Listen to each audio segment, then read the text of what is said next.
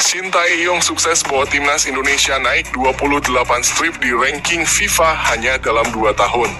Sebenarnya Shin Tae-yong ditunjuk sebagai pelatih timnas Indonesia sejak Desember 2019. Namun ia tidak bisa langsung memimpin timnas pada laga resmi perdananya yang awalnya dijadwalkan pada Maret 2020. Debut Shin Tae-yong tertunda hampir 1,5 tahun lamanya karena pandemi COVID-19 yang melanda seluruh dunia. Debut Shin Tae-yong memimpin timnas pada laga resmi terjadi pada Juni 2021. Pada bulan tersebut, timnas Indonesia memulai dari ranking ke-173 FIFA. Titik balik timnas Indonesia terjadi pada September 2021 saat melakoni kualifikasi Piala Asia 2023 lawan China Taipei. Saat itu timnas Indonesia menang 2-1 dan 3-0. Perlahan timnas Indonesia sukses mendongkrak rankingnya. Perlahan tapi pasti, ranking timnas Indonesia sukses mencapai ranking ke-160 per akhir 2021. Lalu prestasi timnas melejit seiring pencapaian di FIFA Matchday maupun ajang resmi. Terkini timnas Indonesia berada di ranking ke-145.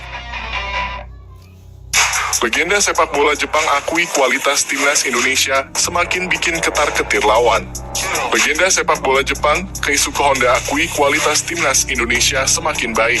Ex-pemain AC Milan itu mengklaim timnas Indonesia asuhan Shin Tae-yong sebagai tim Asia Tenggara yang berbahaya dengan materi pemain sangat lengkap. Indonesia menjadi negara Asia Tenggara yang berbahaya dari materi pemain mereka saat komplet, kata Keisuke Honda. Merujuk pada pernyataan di atas, skuad timnas Indonesia saat ini diakui tak bisa lagi dipandang sebelah mata. Terlebih, pasukan Shin Tae-yong itu memiliki kedalaman skuad yang cukup baik dengan diperkuat sejumlah pemain abroad. Keisuke Honda justru tak sabar menantikan kekuatan skuad timnas Indonesia saat bersua timnas Jepang di Piala Asia 2023. Akan sangat menarik saat mereka bertemu dengan Jepang di Piala Asia nanti, jelas Keisuke Honda. Keisuke Honda memberikan pernyataan tersebut bukan tanpa dasar, sebab ia sudah merasakan atmosfer sepak bola Asia Tenggara ketika menangani timnas Kamboja. Target Erick Thohir naturalisasi Jay Itzes dan Nathan Chu Aon rampung bulan depan. Ketua Umum PSSI Erick Thohir terus berupaya mempercepat proses naturalisasi Jay Itzes dan Nathan Chu Aon. Ia menginginkan kedua pemain tersebut bisa bermain untuk timnas Indonesia pada putaran kedua kualifikasi Piala Dunia 2026 zona Asia. Putaran kedua kualifikasi Piala Dunia 2026 zona Asia akan dimulai pada 16 November 2023. Kita untuk Jay Itzes dan Nathan Chu Aon sedang diusahakan untuk bisa bermain pada Maret tahun depan. Tapi kalau bisa November lebih bagus, ujar Erick Thohir. Keinginan Erick Thohir mempercepat naturalisasi keduanya demi hasil maksimal yang bisa diraih di 2 laga awal grup F. Ia memastikan persiapan timnas Indonesia menghadapi laga tersebut tidak main-main. Seandainya proses naturalisasi Jay Itzes dan Nathan Chu Aon rampung saat babak kualifikasi November nanti, keduanya juga berpotensi tampil di Piala Asia 2023 yang bakal digelar di Qatar pada 12 Januari sampai 10 Februari 2024.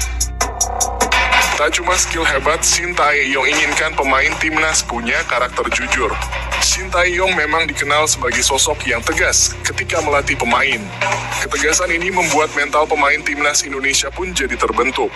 Bahkan dengan itu ia telah berhasil meloloskan timnas Indonesia mulai dari U23 hingga senior tampil di Piala Asia 2023. Shin Tae-yong tidak suka dengan pemain yang doyan berbohong, baik latihan maupun bertanding. Hal ini diungkapkan oleh Shin Tae-yong dalam podcast YouTube Kaesang beberapa waktu lalu. Shin Tae-yong menilai sikap bohong tak akan membuat orang tersebut bisa menjadi pemain hebat. Menurut Coach Shin, apabila pemain tersebut melakukan kesalahan, dia harus mengakuinya. Keputusan ini dinilai tepat karena demi kebaikan timnas Indonesia di masa depan. Paling utama tidak boleh berbohong dalam kondisi apapun. Kalau ada kesalahan, diakui, jangan beralasan yang macam-macam, ujar Shin Tae-yong. Ex-pemain Feyenoord ngebet bela timnas Indonesia sampai kirim pesan via DM ke Erick Thohir. Pemain keturunan Indonesia, Delano Ladan tampak begitu ingin membela timnas Indonesia. Bahkan belakangan ex-pemain Feyenoord itu diketahui mengirim pesan via direct message langsung ke Instagram Erick Thohir. Nama Ladan memang diisukan punya minat untuk dinaturalisasi menjadi WNI. Rumor tersebut pertama kali muncul lewat akun Instagram Football Indonesia. Ladan yang kini membela klub Belanda TOPOSS lantas merespon unggahan tersebut, namun masih simpang siur. Kini keinginan Ladan untuk membela timnas Indonesia bukan lagi sekadar rumor. Pasalnya pemain berusia 22 tahun itu sudah menyatakan minat untuk dinaturalisasi. Tak tanggung-tanggung, Ladan mengirim DM langsung kepada Erick Thohir. Bahkan pemain berposisi gelandang itu meminta kepada Erick agar DM-nya segera dibalas. Ladan sudah mencetak 1 gol dalam 9 penampilannya bersama TOPOSS.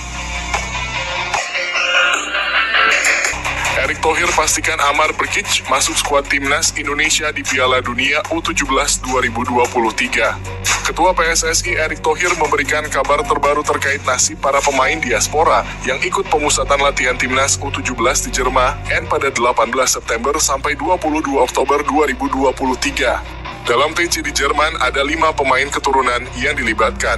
Kelimanya yaitu Maori Ananda Ives, Wilber Jardim, Amar Brkic, Jida Bin, dan Chow Yun Damani.